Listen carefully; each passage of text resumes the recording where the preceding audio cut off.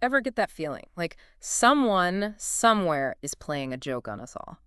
Hmm, I know what you mean. The universe is one big prank show. Right. And that's where we're headed in this deep dive.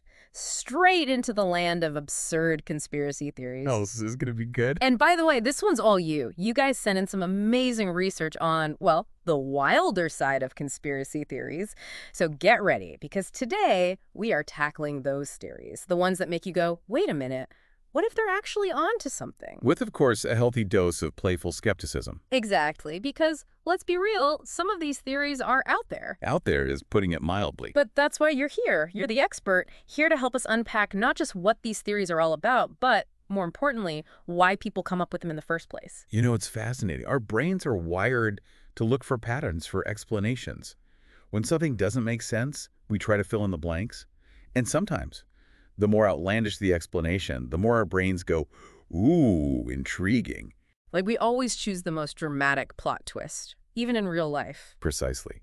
And that's where these theories take root. They often tap into our anxieties, our distrust. Like, remember that classic one you said about pigeons being government drones? It's a classic for a reason. What is it about that one, do you think, that just clicks with people? Well, pigeons, they're everywhere. They're kind of creepy looking if you really look at them.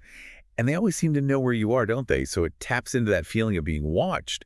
But it's connected to something so mundane, so everyday, that the outlandish feels almost believable. You'll never look at those beady little eyes the same way again. All right, what other strange conspiracies did our listeners unearth for us to dissect? Oh, this one's a doozy. Brace yourself. Yeah. It claims that the Earth is a giant battery. A battery. Okay, I'm listening. And get this, it's being drained by the moon. Hold on, hold on. The moon is stealing our electricity. Is that the gist of it? You got it. Now, we all know there's absolute zero scientific evidence to back this up. That's probably for the best. Right. But it does highlight something really important about these kinds of theories. They often simplify things, make the world seem less complicated, even if the explanation is totally bonkers. It's like in a world that feels more and more chaotic, these theories give a sense of order, even if it's a completely made-up order. Exactly. Yeah. But as fun as it is to entertain these ideas, even for a little bit, we can't forget about critical thinking. Couldn't agree more. That's key. Because really, it's all about finding that balance, that sweet spot between being curious, wanting to explore these wild ideas, but also being a little skeptical, questioning things. So what are some red flags we should be looking out for? How can we tell if an idea is crossing over from, that's interesting, to full-blown conspiracy theory territory? Good question.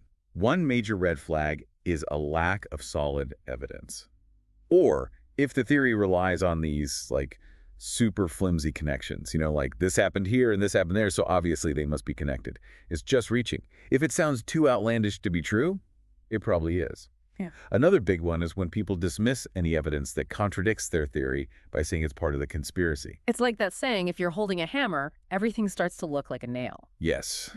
If you're looking for a conspiracy, you're going to find one, even if it's not really there. Exactly. So it's all about balance, like you said. Staying curious, asking questions, but also staying grounded in reality, which can be hard, especially these days. You really can. That's why it's crucial to do your research. Be open to different perspectives and be ready to change your mind if new information comes to light. And on that note, it's time to wrap up this deep dive into the wild world of absurd conspiracy theories. Until next time. But before we go, one final thought-provoking question for you to ponder.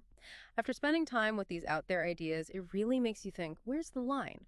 Where does that healthy skepticism tip over into, well, believing anything, something to chew on, right? Keep those minds curious, and we'll catch you on the next deep dive.